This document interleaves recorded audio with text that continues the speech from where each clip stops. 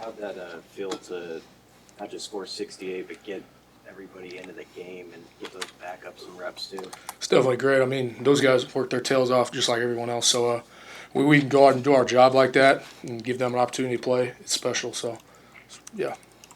Obviously, there's been a competition at left tackle. How have you guys pushed each other along and helped each other? Yeah, I mean, we're just always there for each other. You know, it's iron sharpens iron with us, and just competing every single day, trying to get the best out of each other.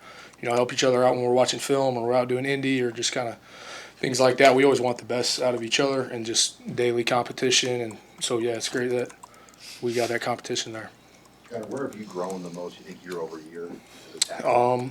I'd say becoming like a student of a game and just like kind of understanding defenses more and assignments, and then also just physically maturing as well, like just getting older, stronger, things like that. So You kind of got thrown into the fire last year. How does just that compare with now this year coming in, winning the job right out of the gate?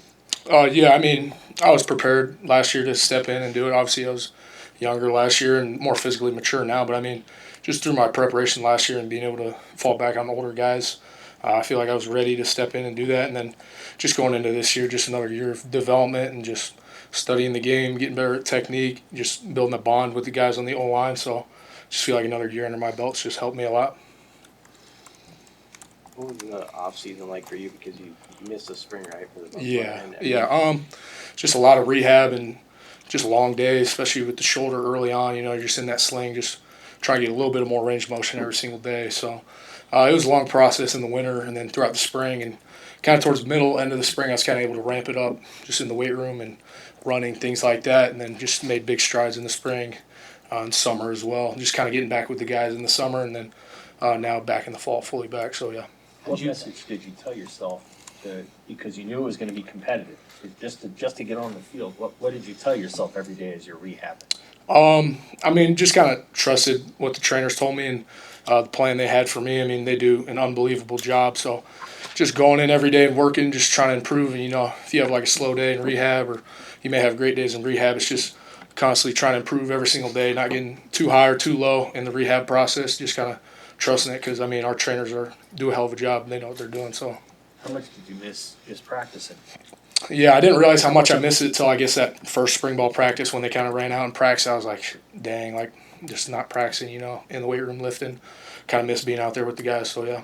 How many years in a row had you played in practice football up to that moment? Yeah, that was my first kind of big injury I've really ever had in my life, like missing a lot of time. So that was hard for sure, but I mean, just grinded away at it. Just kind of took it day by day in the weight room and running and just slowly getting back once I was kind of able to get back into football things and drills like that. So, yeah. Did Dad give you any messages along the way?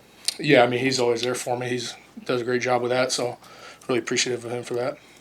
Hey, Gunnar, one of the things that Coach talked about in here and at halftime on Saturday was like finding ways to be motivated. You know, he used the example of Akron's D-line cutting you guys at the end on the kneel down. Like, how does that resonate with you guys as offensive linemen? Like, do you take that to heart? Do you feel motivation, disrespect at all from like that kind of a moment?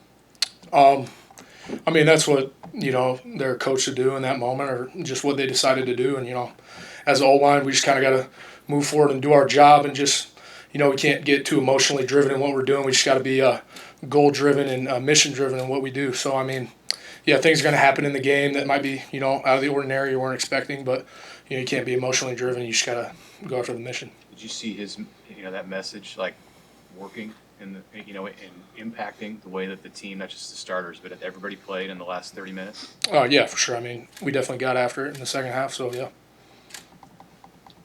How's your relationship with Dylan changed from this time a year ago?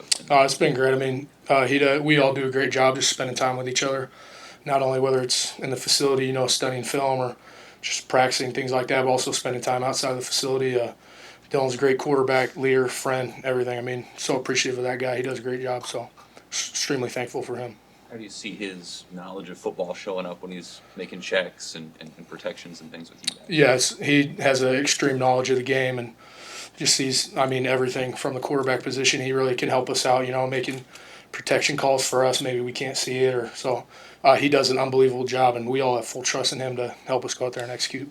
How fun has it been to line up next to Turner when he comes in as that extra tight end? Yeah, that's super fun. Turner's my guy, so just extremely appreciative of able to go out there and play with him, and it's pretty sweet that he gets to do that as well. We get to play next to each other. Has it been pretty effective from what you can tell? And I'm sure Akron was probably caught off guard a little bit when you guys brought that out last week. Yeah, it's extremely effective. I mean, he does a great job doing that, so yeah.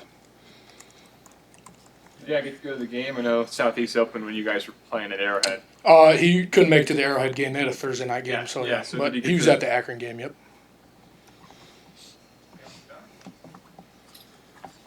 Okay. Thank you, guys.